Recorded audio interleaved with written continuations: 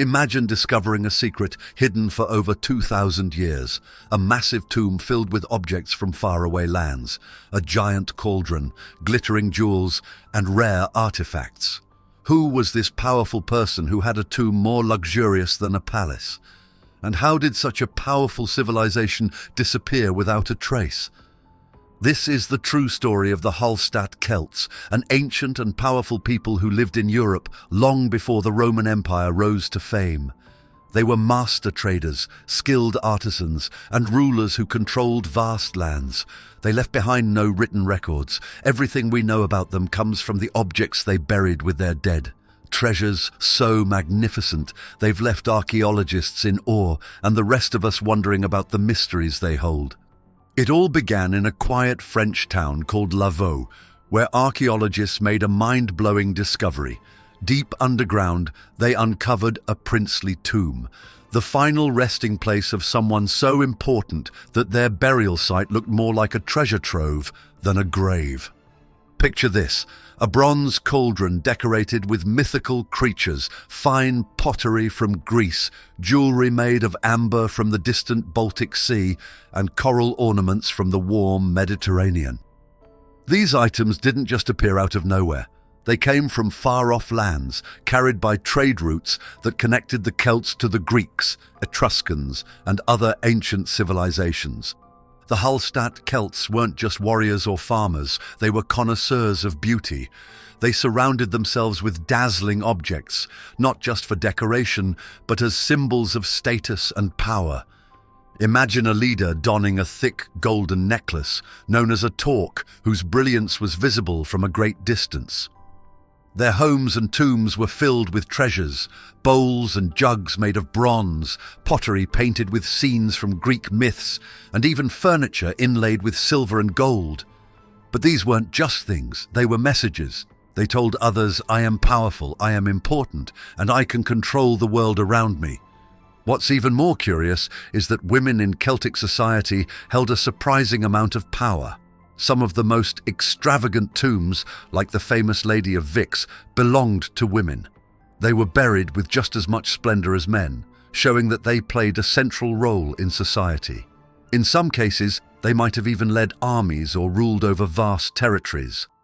One of the most fascinating things about Celtic tombs is how they prepared their dead for the afterlife. The objects buried with them weren't random. They were tools for a never-ending party in the great beyond. The massive cauldrons found in these graves weren't just for show. They were used to hold mead or wine, symbols of celebration and abundance.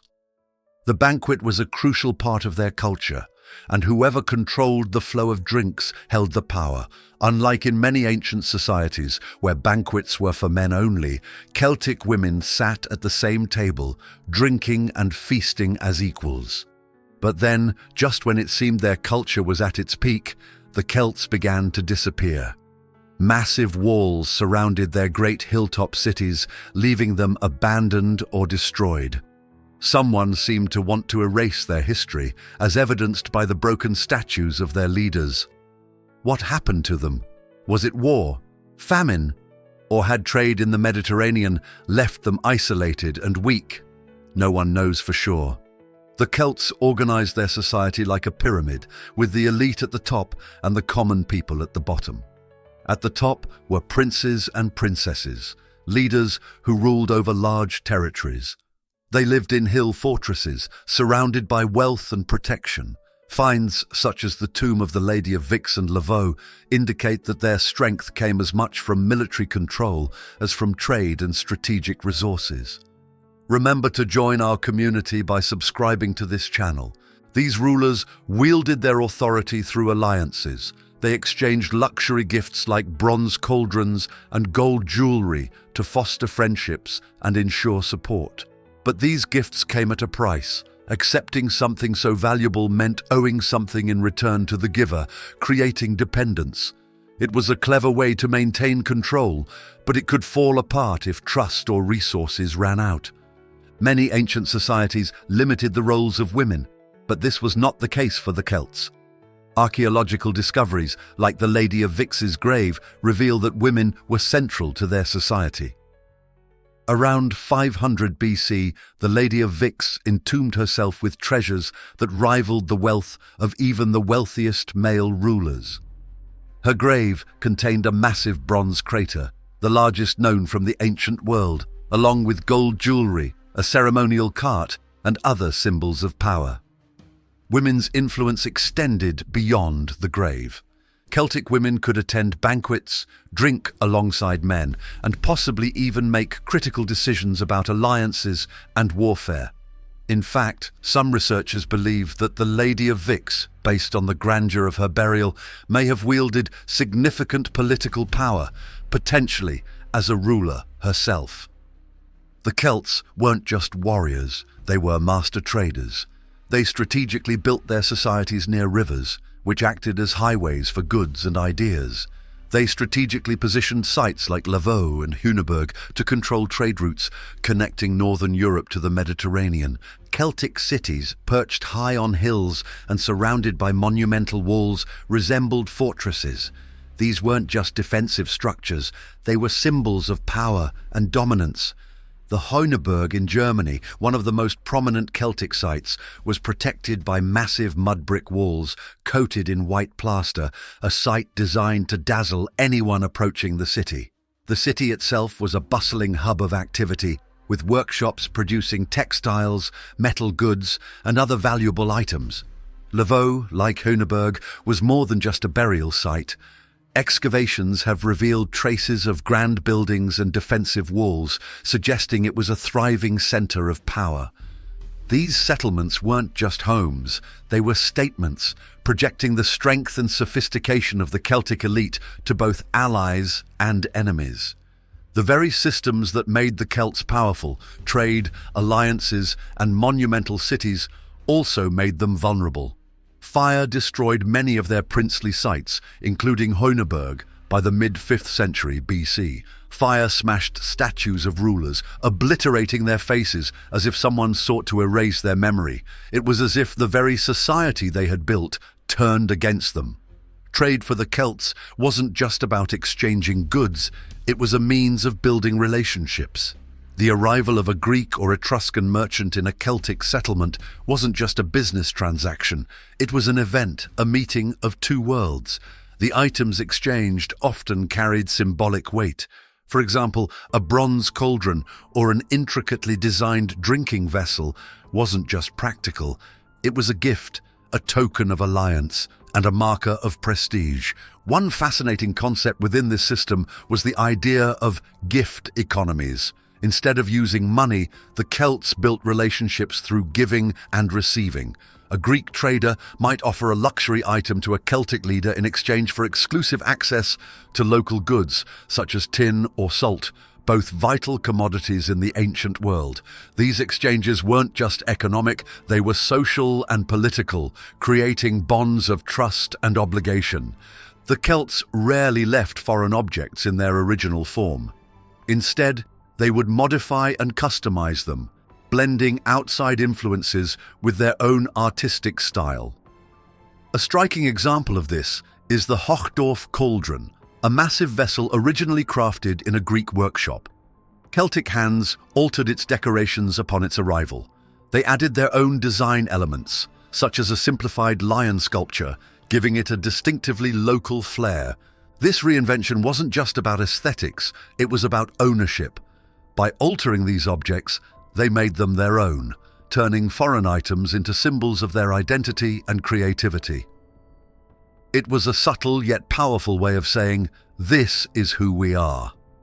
In Celtic society, banquets weren't just meals. They were grand social rituals that showcased wealth and solidified alliances. These feasts often featured imported objects like Greek drinking vessels or Etruscan serving platters, which added a layer of prestige to the gatherings. But what truly set the Celts apart was how they adapted these traditions. However, this openness to cultural exchange came with risks. By relying heavily on foreign trade, the Celts tied their prosperity to external networks. When these networks began to shift in the 5th century BC due to changing trade routes and the rise of new Mediterranean powers, the Celts found themselves isolated. Their once thriving cities became vulnerable, their alliances unraveled, and their society began to fragment. They were polytheists, meaning they believed in many gods. However, these gods were not merely distant entities in the heavens. They had a profound connection to nature, the seasons, and daily existence. The Celts found gods in forests, rivers, lakes, and even in the changing weather. The thunder wasn't just a natural phenomenon. It was a sign of a powerful deity speaking to the world. The harvest wasn't just a time to gather food. It was a moment to honor the gods who made it possible. Each god or goddess had a role. Some were protectors of the land, some ruled over war, and others brought fertility and prosperity. There wasn't a strict pantheon like the Greeks or Romans had. Instead, each tribe often had its own set of gods, tailored to their unique environment and needs. This connection to nature made their religion feel personal, as if the gods were always close by, watching and guiding them. At the heart of Celtic religion were the Druids, the spiritual leaders of the community, but calling them just priests wouldn't do them justice. Druids were so much more. They were teachers, philosophers, healers, and even judges. They were the keepers of ancient wisdom, entrusted with passing it down through the generations. One of their most important roles was conducting religious ceremonies, which often took place in sacred natural spaces like groves of oak trees, rivers, or lakes. These ceremonies could include sacrifices, both animal and, in rare cases, human, offerings of valuable objects, or elaborate rituals to honor the gods. Druids were also believed to have the power to predict the future. They might study bird flight, smoke patterns, or cloud shapes to divine the god's will. But the Druids weren't just spiritual guides, they were also educators. In a world without written records, they were responsible for memorizing and teaching the myths, laws, and histories of their people. Becoming a Druid was no easy task. It required years, sometimes decades of study. Their knowledge and authority gave them immense power, making them some of the most respected figures in Celtic society. Are you enjoying the story? Support our channel by clicking the subscribe button. They didn't build grand temples like the Greeks or Romans. Instead, they worshipped in the world around them, seeing nature itself as the most sacred temple. Forests, especially oak groves, were believed to be holy places where the gods were particularly present. Rivers and lakes were also deeply sacred, often seen as gateways to the otherworld, a mystical realm where the gods and spirits dwelled. These places designed their ceremonies to honor the gods and preserve world balance. People would sometimes throw food, weapons, or jewelry into lakes or bury them in the ground as offerings to the divine. Archaeologists have even found entire hoards of treasures in lakes and rivers, left behind as sacrifices. Their belief system wasn't just expressed through rituals, it was also deeply woven into their language. The Celts spoke a family of languages that evolved over time, spreading across Europe and the British Isles. These languages were rich, expressive, and deeply tied to their identity. The Celts in continental Europe, particularly in what is now France and parts of Germany, spoke the Gaulish language. Though it has mostly disappeared, traces of it remain in modern languages, such as French place names and certain words. Old Irish, Welsh, and Breton. As the Celts migrated to the British Isles, their languages adapted and diversified. Old Irish eventually evolved into modern Irish Gaelic, while Welsh and Breton became the ancestors of today's Welsh and Breton languages, still spoken in parts of Wales and Brittany. Unlike the Romans or Greeks, the Celts didn't use writing to preserve their stories or laws. Instead, they relied on oral traditions, passing their knowledge down through songs, poetry, and storytelling. This oral culture made their language incredibly important. It was the thread that tied their people together across generations and vast distances. The Celts' downfall began in the 1st century BC, during the rise of the Roman Empire. At the heart of this conflict was Julius Caesar, one of history's most famous generals.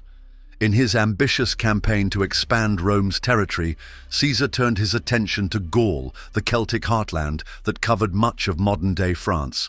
Between 58 and 50 BC, he launched a brutal conquest, systematically defeating Celtic tribes and bringing Gaul under Roman control. His campaign culminated in the decisive Battle of Alesia, where the Celtic leader Vercingetorix surrendered. With that defeat, the Celts in continental Europe began to lose their independence and cultural identity. But the Celts' resistance didn't end there. Across the English Channel in Britain, they mounted a fierce defense against the advancing Roman legions. One of the most legendary figures in this fight was Boudicca, queen of the Iceni tribe. In AD 60 to 61, Boudicca led a massive revolt against Roman rule, rallying Celtic tribes and destroying several Roman settlements. Her campaign was bold and devastating, but it was ultimately crushed by the Roman military. Despite her defeat, Boudicca became a symbol of Celtic courage and resistance. While the Romans were a powerful force, they weren't the only threat to the Celts. Other tribes, such as the Germans, began to push the Celts out of their lands. The Germanic tribes were expanding westward, forcing the Celts to retreat into more isolated regions, like Ireland, Scotland, and Wales. This migration fractured the once united Celtic world, leaving smaller, scattered groups struggling to maintain their identity. As these pressures grew, the Celts lost control of their trade networks and resources. Their fortified hill forts, once symbols of power, were no match for the larger, more organized armies of the Romans and Germanic tribes. Over time, their influence diminished, and they became confined to the fringes of Europe. Perhaps the greatest blow to Celtic culture wasn't military, it was cultural. After their conquest, the Romans didn't just take over Celtic lands. They assimilated Celtic traditions into their own way of life. Roman deities blended with many Celtic gods, and Romans adapted Celtic festivals. For instance, we eventually transformed the Celtic festival of Samhain, which marked the end of the harvest, into what we now know as Halloween. At the heart of Celtic culture was their spirituality, a deep reverence for nature that shaped their religion and everyday lives. The Celts were polytheists, worshipping many gods who were intrinsically tied to natural elements like rivers, forests, and the changing seasons. Their priests, the Druids, were not only spiritual leaders but also educators, philosophers, and keepers of sacred knowledge. Rituals conducted in sacred groves and by the waters of lakes reflected their belief that the divine was intertwined with the natural world. This spiritual worldview wasn't just about reverence, but also about a sense of balance, giving offerings to the gods to ensure harmony in their lives and the environment. The connection between their faith and their surroundings made the Celts unique, offering a glimpse into a society that viewed the natural world not as a resource to exploit, but as a partner to honor and respect. While often remembered as fierce warriors, the Celts were far more than that. They were artisans, builders, and traders who created a sophisticated society with clear social hierarchies. At the top were the elites, buried in princely tombs like those discovered in Lavau, Vix, and Hochdorf. These tombs revealed a society rich in culture, art, and wealth, with trade networks that stretched from the Baltic to the Mediterranean. Objects found in these graves, Greek ceramics, Etruscan cauldrons, and Baltic amber, demonstrated their openness to cultural exchange and their ability to adapt and reimagine foreign influences. Yet, the Celts didn't just borrow, they transformed. They altered the objects they acquired, blending outside styles with their own, leaving behind a body of work that was distinctly Celtic. Their banquets, too, were a key part of their culture, symbolizing power and community. Unlike in many ancient societies, Celtic feasts included both men and women, a reflection of the more egalitarian roles women played in their society. This inclusivity was also evident in their leadership, with figures like the Lady of Vix demonstrating that women could hold positions of immense power and influence. If you're enjoying this story, consider clicking Super Thanks. You're ensuring that stories like this keep being told, summing up the exploration of history, faith, and culture in ways that connect us all. No civilization lasts forever, and the Celts were no exception. Their decline began with external pressures, most notably from the Romans. Julius Caesar's conquest of Gaul in the 1st century BC marked a turning point, as the Romans systematically dismantled Celtic tribes and their autonomy. Resistance, such as Boudicca's revolt in Britain, became legendary but ultimately unsuccessful against the might of the Roman legions. Despite their decline, the Celts have never truly disappeared. Their languages, Irish Gaelic, Scottish Gaelic, Welsh, and Breton, still survive today, preserving a link to their rich heritage. Celtic art, with its intricate designs and flowing patterns, continues to inspire modern artists. Festivals like Halloween trace their origins to Celtic traditions, a testament to how their culture still influences the world. Thanks for watching. Join our community by subscribing to this channel. Until the next video.